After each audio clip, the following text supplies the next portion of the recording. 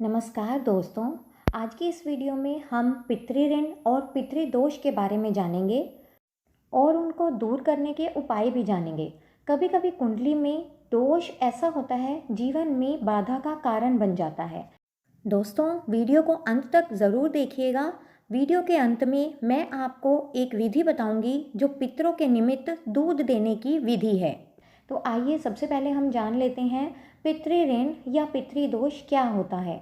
जन्म कुंडली में एक ऐसा दोष होता है जो कि इंसान की प्रगति में बाधक होता है। इसके बहुत सारे ज्योतिषीय कारण हैं। इसे राहु, सूर्य, बृहस्पति की विभिन्न भावों में स्थिति से जाना जा सकता है।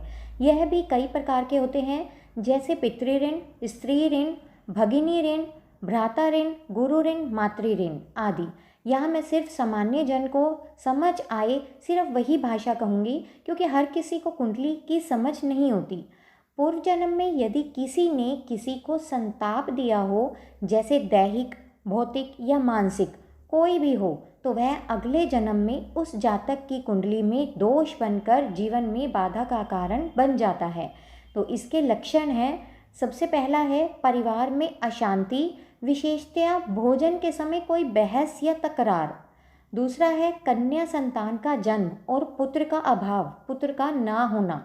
तीसरा है धन की बरकत ना होना। चौथा है घर में बीमारी बने रहना।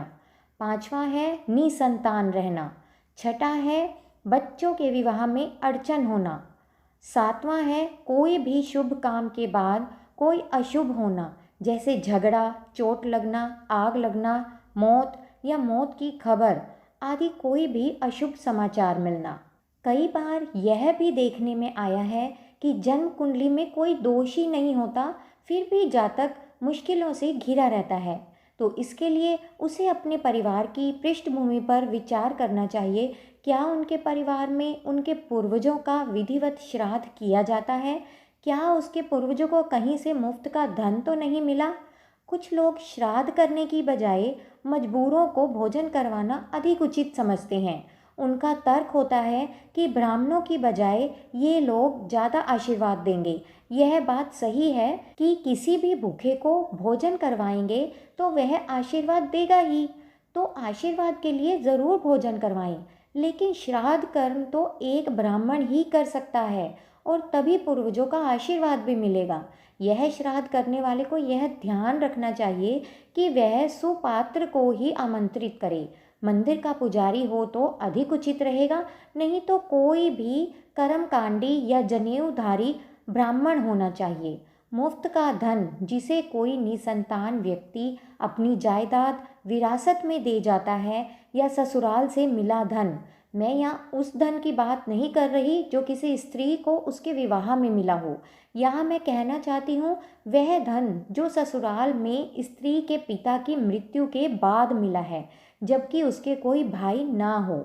ऐसी स्थिति में धन का उपभोग तो हो रहा है, लेकिन जिसके धन का उपभोग हो रहा है उसके नाम का कोई भी दान पुण्य नहीं किया जा रहा।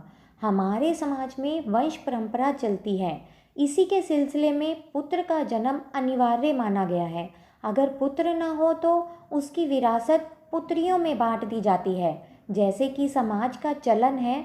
तो विचार भी यही है कि अगर पुत्र नहीं होगा तो उसका कमाया हुआ धन लोग ही खाएंगे, उनका नाम लेने वाला कोई नहीं होगा। जब ऐसे इंसान के धन का उपभोग किया जाए और उसके नाम को भी याद ना किया जाए तो घर में तो अशांति होगी ही।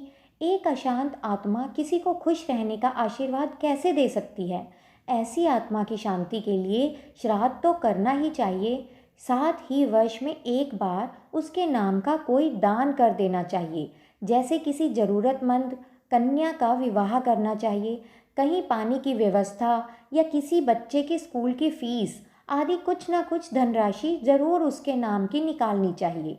जब किसी को परिवार से ही, जैसे ताऊ या चाचा जो कि या निसंतान हो या अविवाहित हो, अथवा असमय अकाल मौत हुई हो और उनका कोई वारिस ना हो, तो ऐसे धन का उपभोग भी परिवार में अशांति लाता है।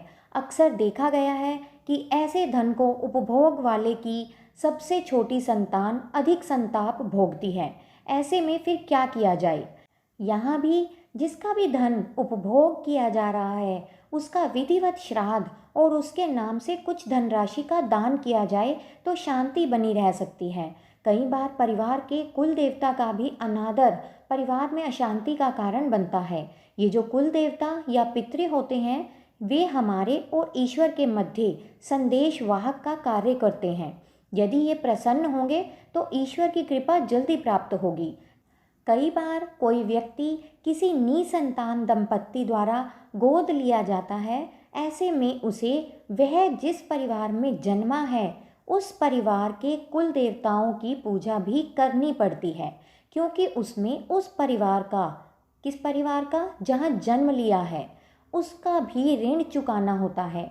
जहाँ वह रहता है वहाँ के कुल देवता की भी पूजा होती है, तभी उसके जीवन में शांति बनी रहती है।